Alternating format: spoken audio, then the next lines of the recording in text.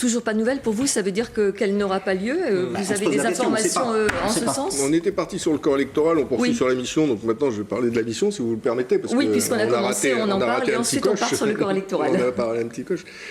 Sur cette mission qui a été donc décidée par le Premier ministre, qui est composé donc de M. Alain Chrisnart et de M. Jean-François Merle, qui ont été les deux des acteurs décisifs du processus des accords de Matignon et du processus des accords de Nouméa. On dit ce sont deux socialistes. Oui, ce sont deux personnalités de gauche, c'est incontestable. Mais le processus des accords de Matignon, comme celui de l'accord de Nouméa, ce ne sont pas des processus socialistes.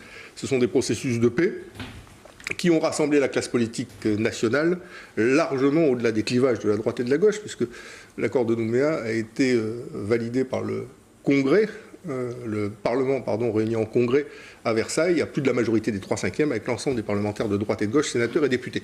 Donc ça, c'est la première chose quand même qu'il faut dire, c'est que stigmatiser des gens en fonction de leur étiquette politique, ça ne me paraît pas automatiquement être une bonne chose. La deuxième chose, c'est que ce n'est pas une mission pour négocier. Hein, c'est pas Alain Chrisnart, comme en 98, qui est mandaté par Lionel Jospin pour signer un accord avec Rocco Mittan et Jacques Lafleur, pas du tout.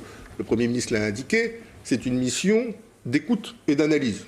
Pas avoir peur d'écouter ou avoir peur d'analyser. Personne ne s'est blessé en écoutant ou en analysant dans notre pays, pas plus hier qu'aujourd'hui. Et puis enfin, troisième sujet, l'important c'est qu'on organise le dialogue. Vous voyez ce que je veux dire? C'est ça qui compte. Les Calédoniens, ils ne sont pas dans les petites stratégies politiciennes. Non, le dialogue, parlons entre nous, construisons cette sortie, dialoguant avant le référendum, parce que si on arrive au référendum sans avoir dialogué, on risque d'avoir quelques difficultés. Donc, s'il faut rééquilibrer cette mission par des personnalités de droite, ou des personnalités du centre, ou des personnalités non identifiées politiquement, pourquoi pas? Ce sont des facilitateurs, ce sont juste des gens qui vont nous aider. Ils ne vont pas décider pour nous, Charles Trich, ils ne vont pas décider pour nous. Ce sont les Calédoniens qui vont décider de leur avenir. Mais s'il peut y avoir des go-between qui aident à la discussion, qu'ils viennent, que ce soit ceux-là, le cas échéant, complété par d'autres. Nous, en tout cas, à Calédonie Ensemble, ce qui compte avant tout pour nous, c'est que le dialogue démarre. Et donc, on est prêt à faire tous les efforts nécessaires pour que chacun s'y retrouve en ce qui concerne les négociations. Il y a une mission qui est venue. On va peut-être écouter Grégoire Garnier. J'aimerais bien répondre sur la stigmatisation. Ce que vient de dire Gilbert Thuénon, tout est dans l'accord de Nouméa, il ne faut pas dire ça aux Calédoniens, c'est pas vrai.